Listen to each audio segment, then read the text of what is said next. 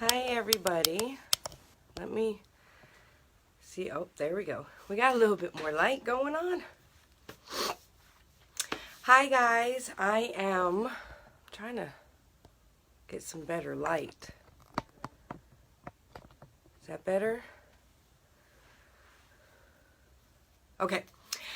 Hi everybody. I'm Sarah Pryl and I'm the owner of SPV Services and Designs, and we specialize in simplifying your business. But today's topic is about your business, your plan, and how do you start? Where do you even start from? So let's start off with you have an idea, you have a product, you have a service, you have a dream that you want to do something to help other people, or you want to do something that is great for what you specialize in, or what you consider yourself very knowledgeable in. So now what do you do with that? You can go ahead and jumpstart in and start up a business and kind of get started. If you already have people that need those services and have been looking at doing them from you, I mean, there have been plenty of people that have just dived headfirst into a business and then kind of figured out the logistics and everything else afterwards. However, it's really great to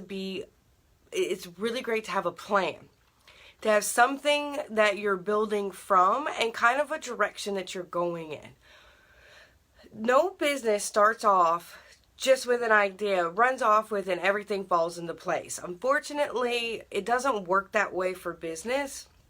It does tend to sometimes work like that for, things in our life where, oh my God, it all just kind of came together. In business, it takes a little bit more planning, strategizing, and trying to kind of figure out the direction that you want to go. And when I say figure out the direction that you want to go, you want to have a pretty good idea of the direction you want your business to go. Because if you're just going based off of what your clients want, or based off of where you think that you want to go, your business is going to go like this. And you could very well lose the business that you're building with the clientele, because one minute you're specializing in this area and the next minute you're specializing in that area, and it very well may be that you're trying to expand too fast. You're trying to grow out faster than what you should be growing. And so a plan. Now, what do I mean by a plan? I mean, when I say a business plan, you need to make sure, sorry about that, my notes went black. You need to start off with a business plan that lays out your goals. So not just the goals of where you want to be in 5, 10, 20 years. You need a business plan that lays out the directions that you want to go with your business. You have to make a list of the things that you specialize in, or the things that you have knowledge in that you can provide to somebody else. If you're doing services, if you're doing products, what is your product and exactly why do people want your product?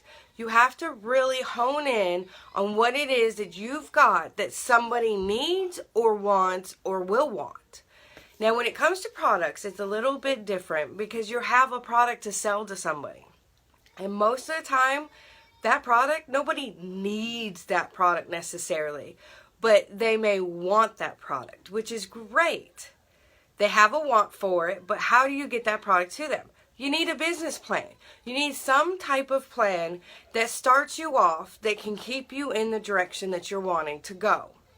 So, you need a timeline of when you want to launch your business, whether it's on social media, with a website, or, going out and promoting your product to other businesses because you want to try and get into their boutique or their hardware shop or wherever you're trying to do this. You need a plan, a timeline for that. Don't just jump in and say, oh my God, I've got a product or I've got a service. Let me just go ahead and just go start blasting this all over everywhere. Because without having a backbone to your business, you're going to be struggling so hard to not only gain those clients, but you're also going to be struggling so hard to get your back end working so that you can support those clients or those customers that you're going to be getting. You don't want to put the cart before the horse just because you're really excited about your business.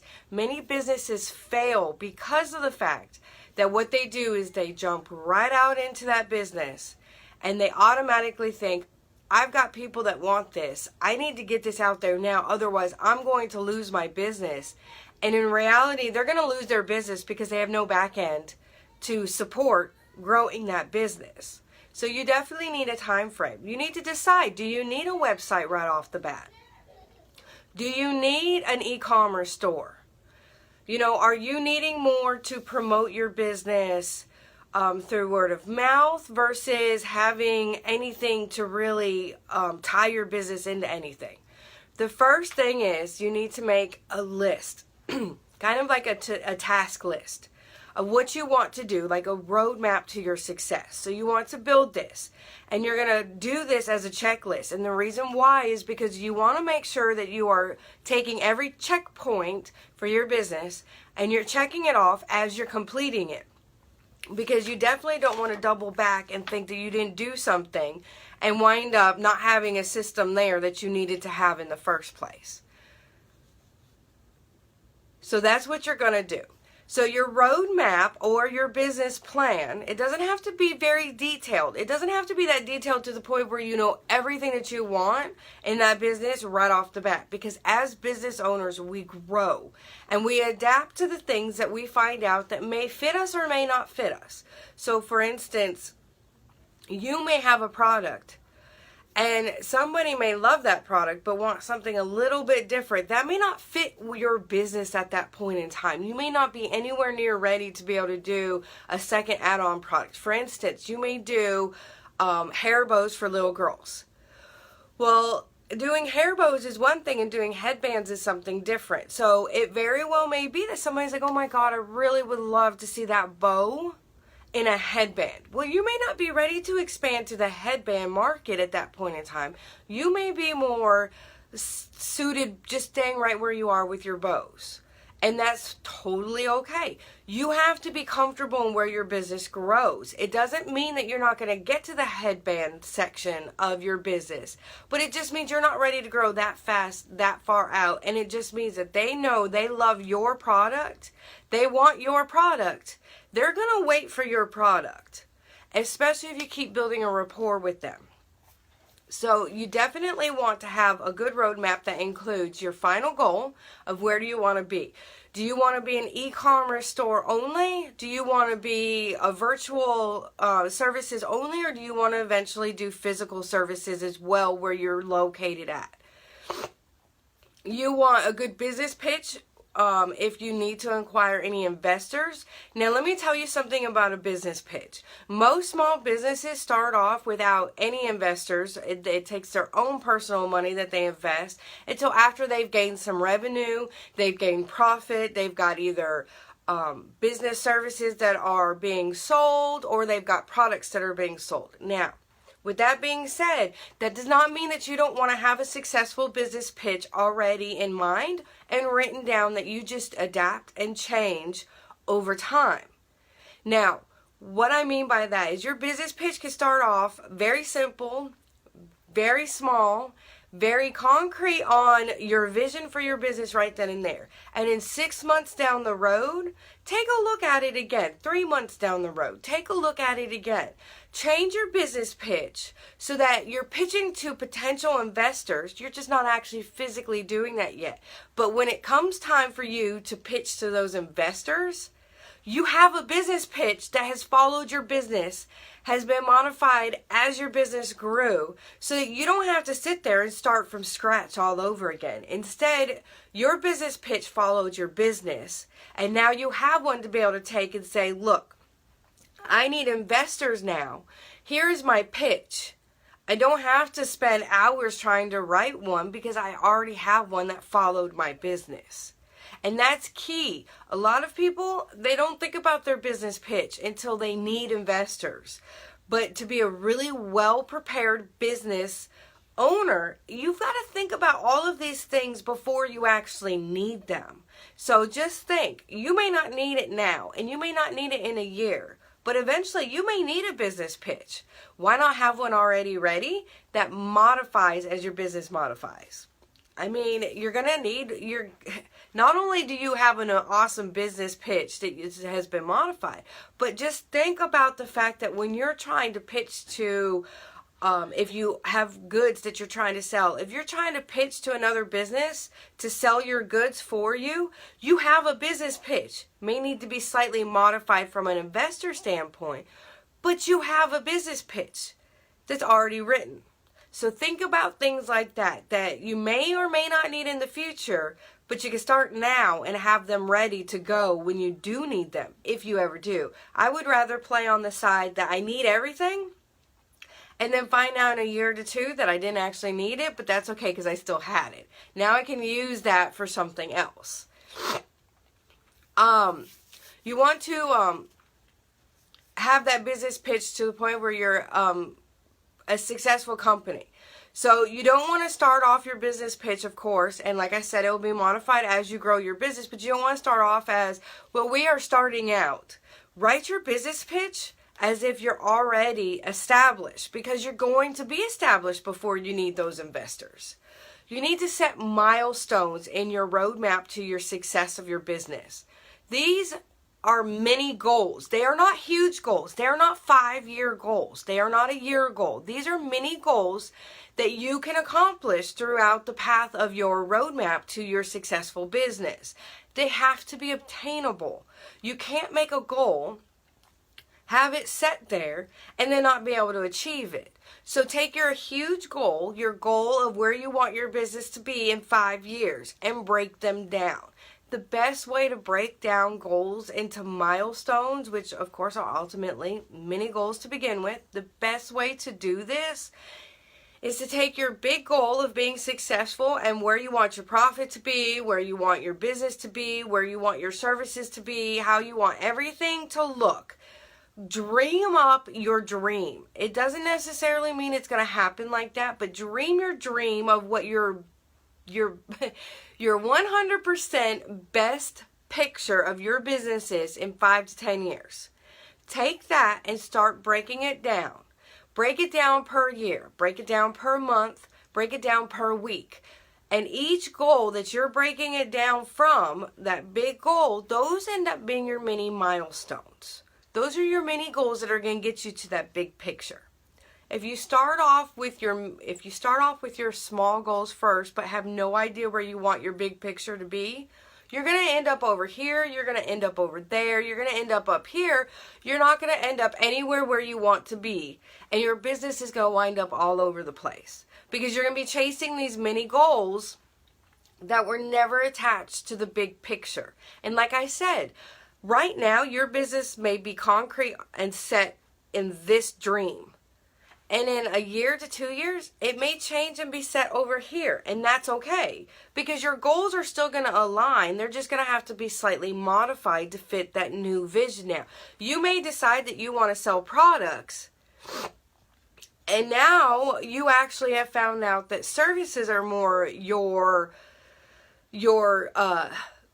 or more of what you can offer, because your product wasn't something that was a high need or a high want, which is okay, but you found out that along the way that there's a service that you can do that you ended up doing because your product wasn't really selling.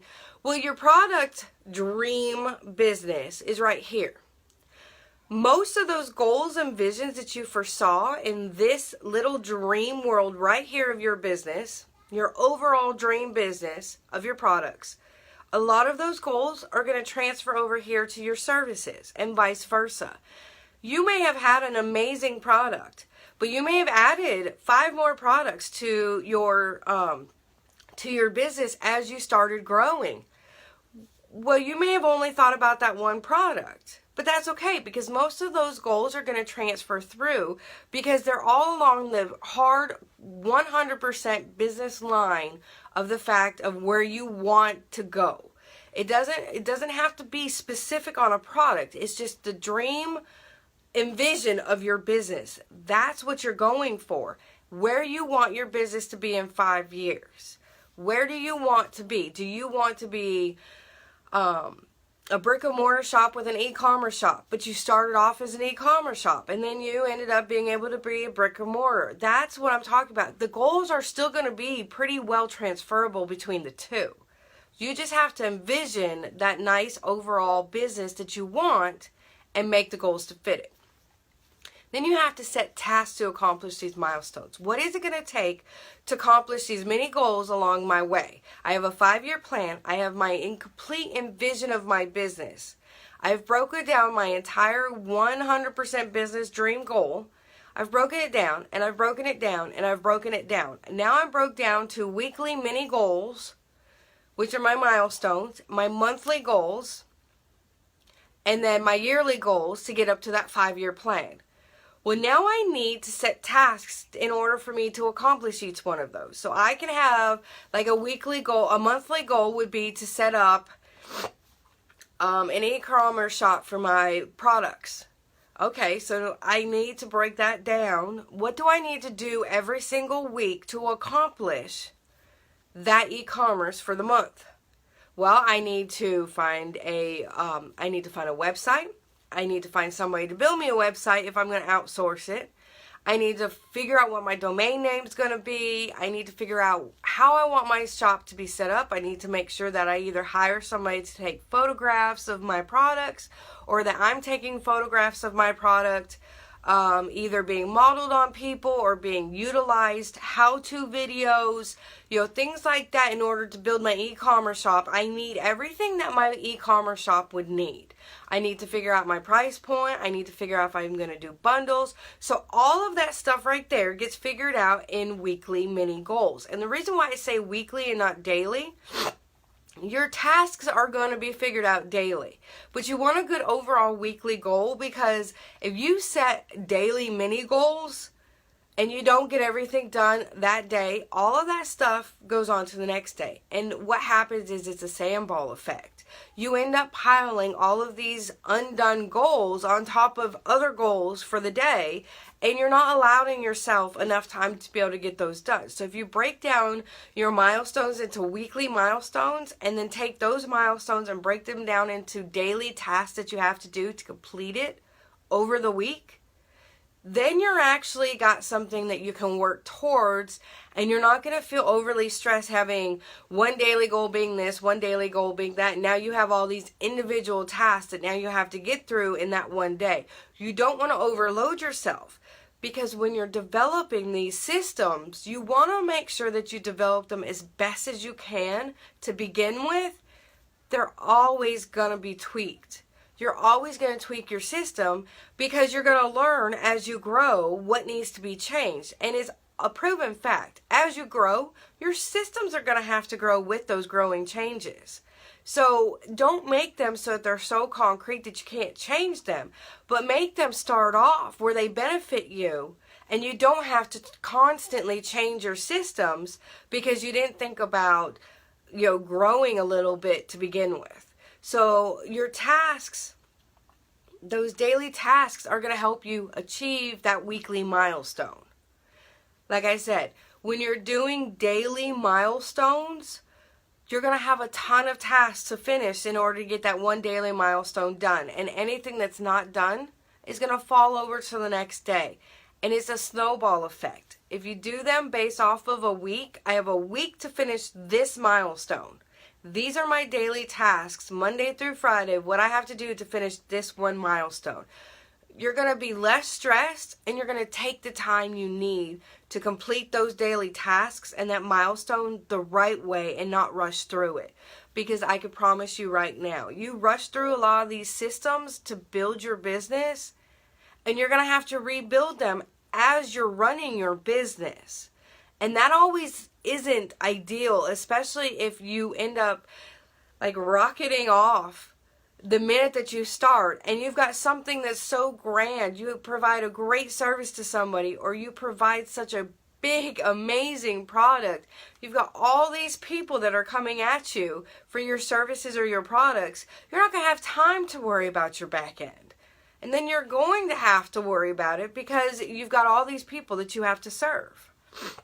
So make sure that you're setting them so that they're achievable and that you can do them without having to worry about changing them too much in the future unless your business adapts and changes along with them. And then you want to set a timeline for all of your milestones. And that's what I said. A weekly, monthly, yearly, quarterly type of timeline is great. Look at your timeline. Set your weekly milestones, your monthly milestones, and your quarterly milestones, and then your yearly milestones. So each quarter of the year, you're looking back and you're looking to see, did I complete everything in that quarter? And if you didn't, you can go back and see exactly why it hadn't happened. It hasn't been too long since the quarter ended. You can make sure that you finish those milestones that didn't get finished, or maybe those milestones can be added to the next quarter.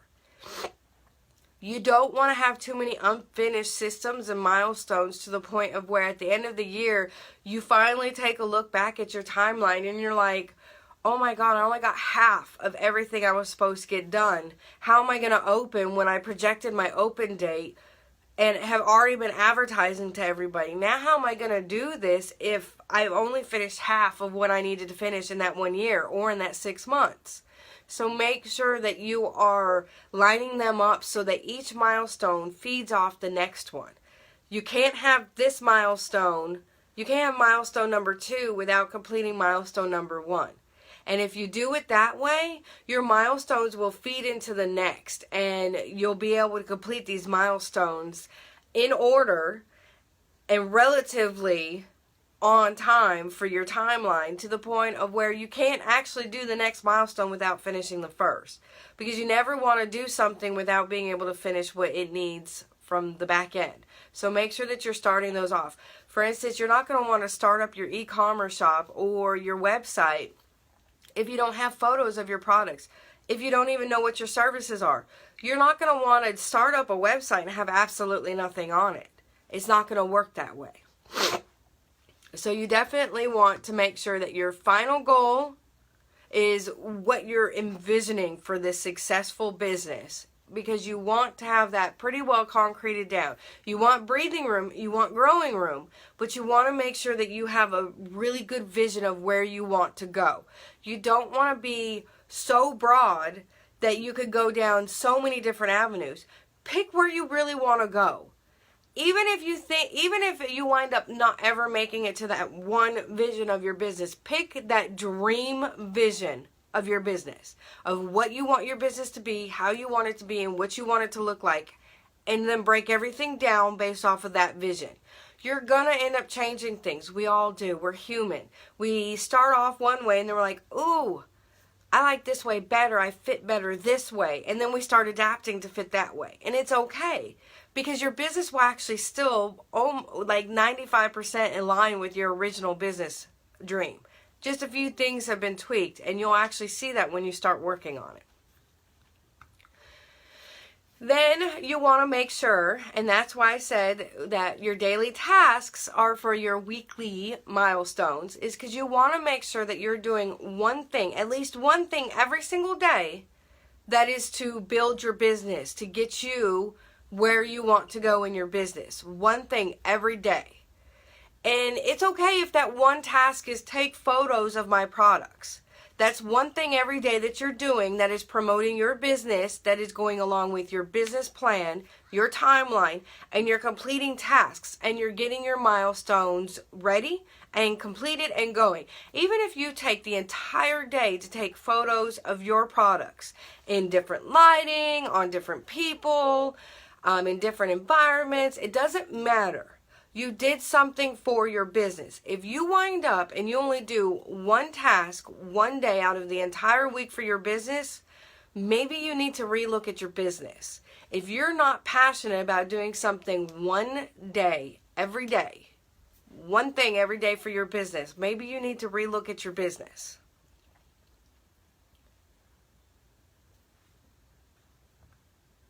Plus, when you actually sit down and you really do that one task every single day for your business, you're envisioning your business every single day.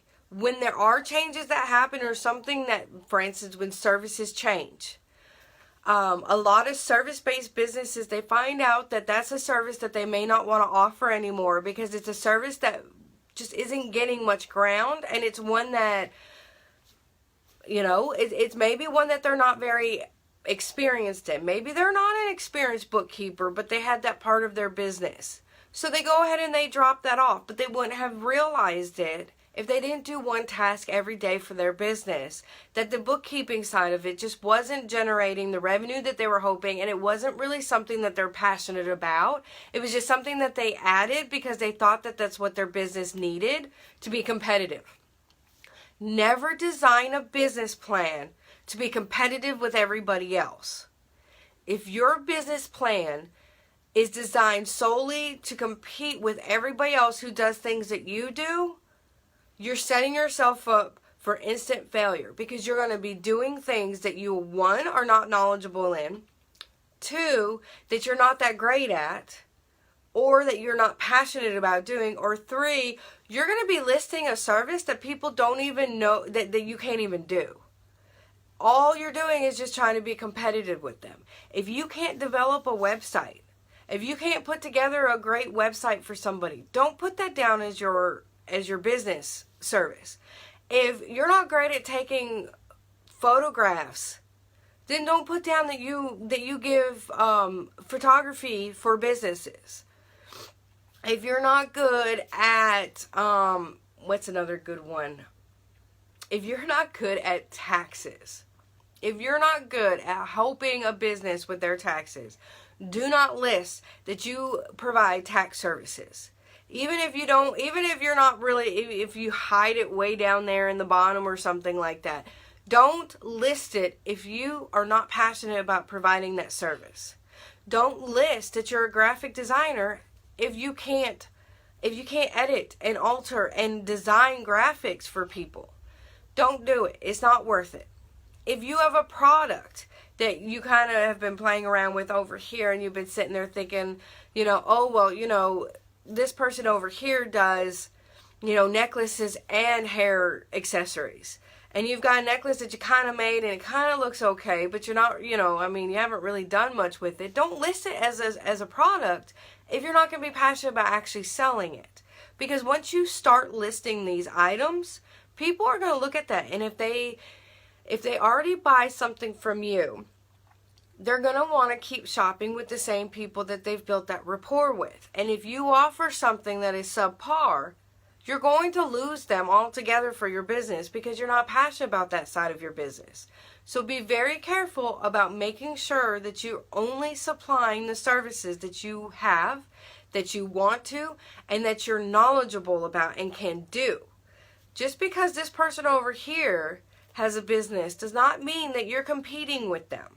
All small businesses have a place, and it's about the building of the relationships and the rapport that you build with that person that matters. It's not necessarily the service or the product that you supply to them. It's how you make them feel is why they come and do business with you. Think about why you go and do businesses with people or why you don't go and do businesses with some people. It's the same concept that they're looking at when they're looking at your business.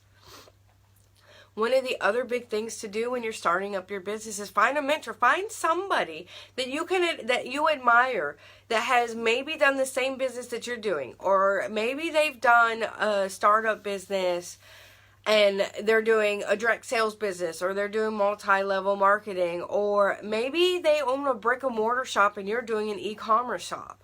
Find somebody that you can invest time in that will help you grow and will help fill in those knowledge gaps that you may not know about starting a business. We're not all perfect when it comes to starting our business.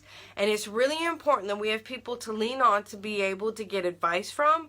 And even if it's just, hey, look, does this logo look really good? You need somebody to help you out. You need those second opinions. You need those second set of eyes. They don't have to be just one mentor. They can be multiple mentors. They don't have to be paid mentors. They don't have to be lifestyle coaches. They don't have to be coaches to begin with, but a lot of the coaches that you'll find across the internet and across social media, that's what they specialize in, is helping you to see things that you may not actually see because you're looking at it right here and they're looking at it from all angles. It really helps to have another opinion that's not biased and that's not that doesn't have a stake in your business no matter where it's at. Looking at your significant other and your family members are great, but the problem is they technically hold a smidgen of a stake in your business because they want you to be successful. So make sure you're looking at somebody that's outside of your circle. Somebody that can really give you that corrected criticism that we all need. We may not like, but we all need it. The other thing is, it's not bad to do and be around like-minded people, even if they do the same thing that you do. Sally over here may offer services such as, she may offer coaching services and website design and graphic designing. And I offer website designing, graphic designing. I offer virtual services. Well, we have around the same services, but we may have a totally different approach, totally different price range. We may do different things when it comes down to that. Because if you actually think about services, they're very broad and then you get very specific. You may not be the best fit for somebody and she may be a better fit and vice versa. Being around like-minded people and even those who do the same thing that you do is not a bad thing. One, she may know somebody who needs a little bit more in the website development from the ground up, not from like Wix or from my WordPress. She may she may have a client who wants somebody to build it from Dreamweaver or build one literally from the ground up with all sorts of different add-ons and ads and things like that that she individually picks. She may only be versed in being able to do drag and drop type websites. But I may not be. I can be very well versed in Dreamweaver and Adobe Muse and things where you actually go and you write the code in the very back of the website and you don't do drag and drop. And we're like-minded. We support each other. We inspire each other because we both want to see each other succeed. And it may come down to the point of where she's like, oh my gosh, I have this amazing web developer that she can actually do what you're looking for. That whole entire build from the ground up, a blank sheet, no drag and drop, no nothing, no picking from templates. You build your very own. I know a person who does that. And then she sends her over to me. And then I may not do bookkeeping services, but she may do those. And I'm like, I have a person over here who does bookkeeping, who needs a bookkeeper, and I definitely don't do that service. I don't do taxes. I don't do bookkeeping. I'm like, I've got the perfect person for you. So even if you guys have similar services, or even if you guys have the same broad spectrum of services, does not mean that you both specialize in depth in certain aspects of those services. When it comes to products, it's the same concept. I may sell ribbons and somebody else may sell jewelry. No hair accessories whatsoever. I'm selling scrunchies and barrettes and everything that has everything to do with your hair. But somebody wants accessorized everything else too. Like they're going to prom or something and they need the hair stuff and then they need the jewelry stuff. Well, I don't sell the jewelry stuff. But Jericho over here, she sells the jewelry stuff and I sell the hair stuff. Well, I'm supporting my small businesses by making sure that I'm aware of all the people that are around me. But at the same time, we both support each other because we're like-minded people. We're doing business and we're both trying to make it in this big bad world of there's so much corporate. So why not find like-minded people, driven people, and your small businesses, your small business owners are going to be those like-minded, those driven people, those inspirational, those supporters. You know, they're going to be the ones that are probably going to understand all of your frustration, all of your stress, and all of the oh my goodness, everything's coming down on me at one time, what am I going to do? Or the why can't I get this to work? They're going to understand that because they've been there and done that. Also branch out further from that. Get to know people that maybe have been doing business for quite a long time. You know, get to know some coaches, some life coaches, some holistic coaches, things like that, because, you know, that's what they specialize in. They also specialize in, you know, being able to understand the concepts of different types of businesses. But you have to make sure that you have people around you that are supporting you, and they can't just be your inner circle. You need other people other than just your family and your friends to support you. You really need to find like-minded people who are on the same path that you are on. Maybe not identical path, but they're on that path to make their business successful. You guys, if you think about the mom and pop shops that have been around the U.S. for so long, and many of them that are still surviving and just, they're actually thriving really well. If you go in and you talk to them and you ask them questions about their business and about their support system and about their tribe and who they have that's there helping them, you know, 99% of them are probably going to tell you other businesses. That mom and pop shop down the street that does alterations, we help support each other. We actually have a little small business group that we get together once a month, and we discuss, you know, different avenues of things that we're doing, and maybe trying to figure out what services do you offer that we can offer, you know, that we can refer other people to. I mean, a lot of these mom and pop mortar shops, they rely on referrals. And so they get to know the small businesses that are all around them, because the more you are willing to share and refer other people, the more they are as well. It's the same system when it comes to virtually as well. I may do a service that somebody else doesn't do, or my prices may be a little too high compared to somebody else, or vice versa. But I like to know the people that are doing certain services that I've heard my clients talk about, because I'm going to refer them to that person. Because of the fact I have a relationship with that person, I can trust that business owner to do exactly what I would do with my customers and clients. So I have no problem referring them. And then we're building a relationship to the point of where now we're supporting each other's business. We're not tearing each other down. We're supporting each other, and we're making our dreams happen. And so when I have a bad day, or I have a client that asked for pricing, and I give them the pricing, and I'm sitting there thinking, okay, was my price too high? You know, what's going on here? They haven't contacted me back yet. Am I doing something wrong? Which, I mean, I do all the time to myself. I can sit there and turn to my fellow business owner and be like, okay, look, so this is the story. This is what happened. Do you think my price was too high? Do I need to reevaluate my prices? Or do you think that it's just one of those things of where, you know, it's maybe it was just too high for them, but the price point is on point?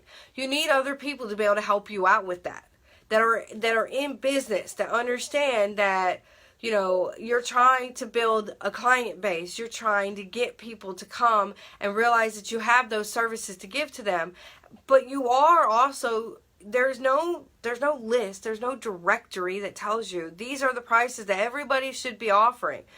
You want to be competitive, but at the same exact time, you want to be what's best for the client, because that's what you're in business for, is to help people, whether it's for a product or a service.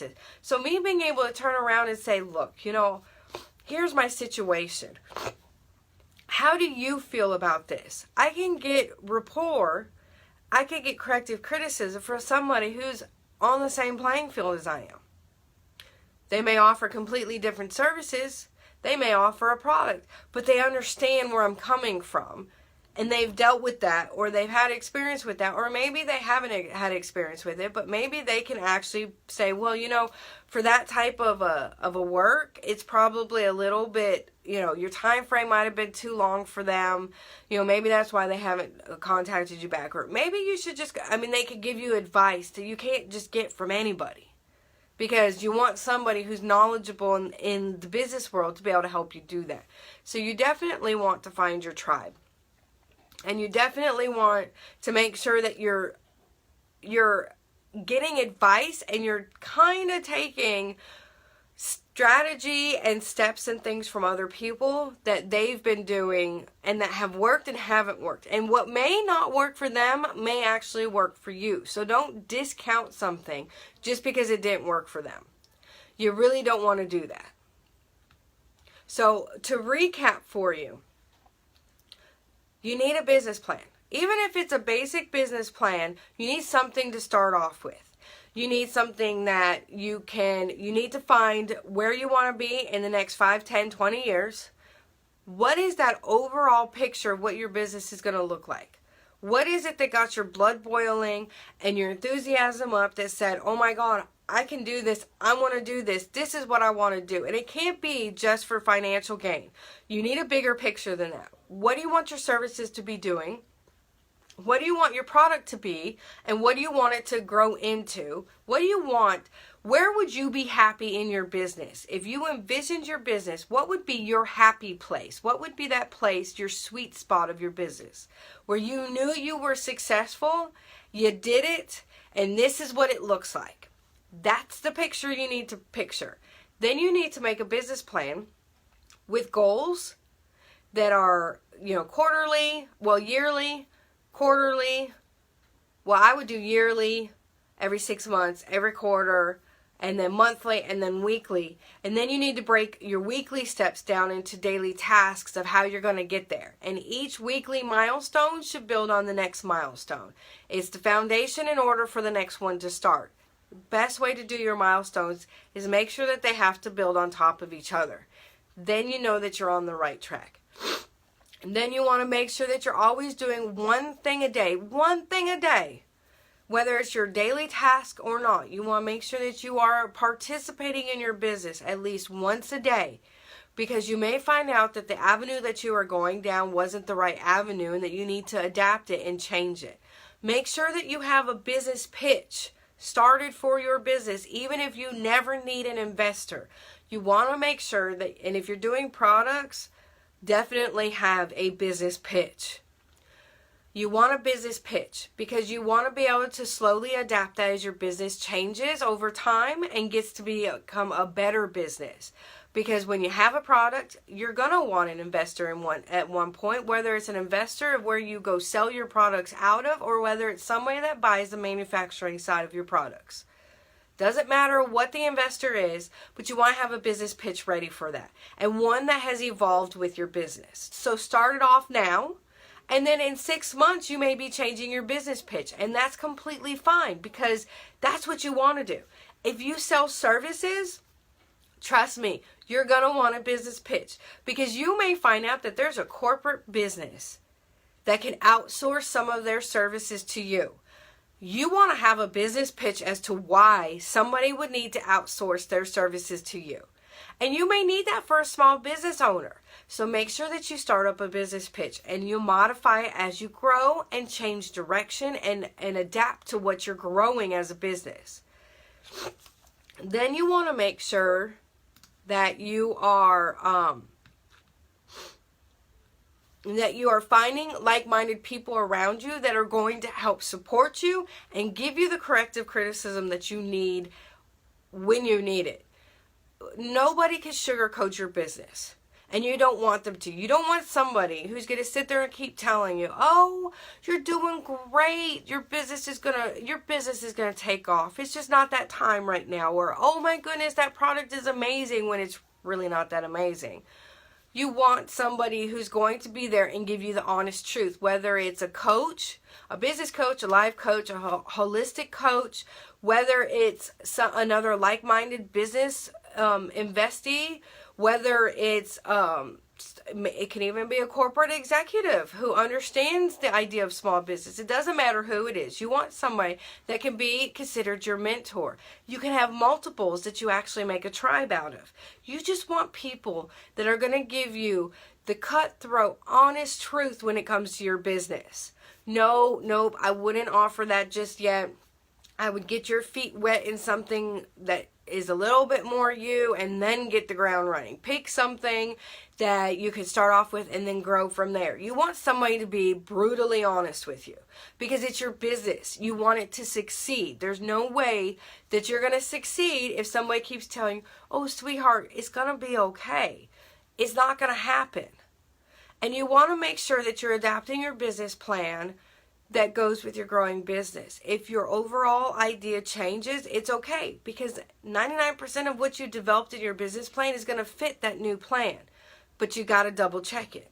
Make sure that you're always doing checks. You're always following through. If you don't follow through every 3 months, follow through every 6 months, where you're looking back at the last 6 months worth of your timeline and you're looking to make sure that you didn't miss something and that you completed it all. Because like I said, if you build your business plan with the milestones that build upon each other, they rely on each other in order to keep going. And a really good successful business, the first milestone is the ground foundation. All of those tasks in that first milestone is what builds that foundation to start that business. And everything else after it has to go on top of it. Otherwise, it doesn't fit. And if you grow your business like that and you develop your business like that, you're going to make sure that you've got some really amazing systems in place that are easily changeable and adaptable without having to scratch everything along the way. But if you build over here and you build over here, your systems are going to be so far apart from each other that by the time that you make it to the middle, you're having to rebuild your foundation, and you're not going to have time to really do that foundation piece again. So make sure that you're building it the correct way. If you guys have any questions, just let me know. Comment down here. If you need any help on finding a mentor, or if you have services that you need, just let me know. Or if you just want some advice, just let me know. SPV Service and Design, yes, we simplify your business, but we also love seeing small businesses thrive and become successful. We want to see every small business do what it's meant to be doing. As long as they have the right systems in place and they've got the right dream and the right drive and those people are passionate about, we want to see your business succeed. Because we're not in competition with anybody. We have our business. We have what we specialize in. We're not trying to compete with everybody else. Because we do what we do the way we do it, and you do it the way that you do it. And that's what's so great about small businesses. We fit a certain clientele. You guys fit a certain clientele. But let us know how we can help you. And I look forward to seeing you guys here again for another live on more business tips. Thank you guys for joining me. Have a great day. Bye.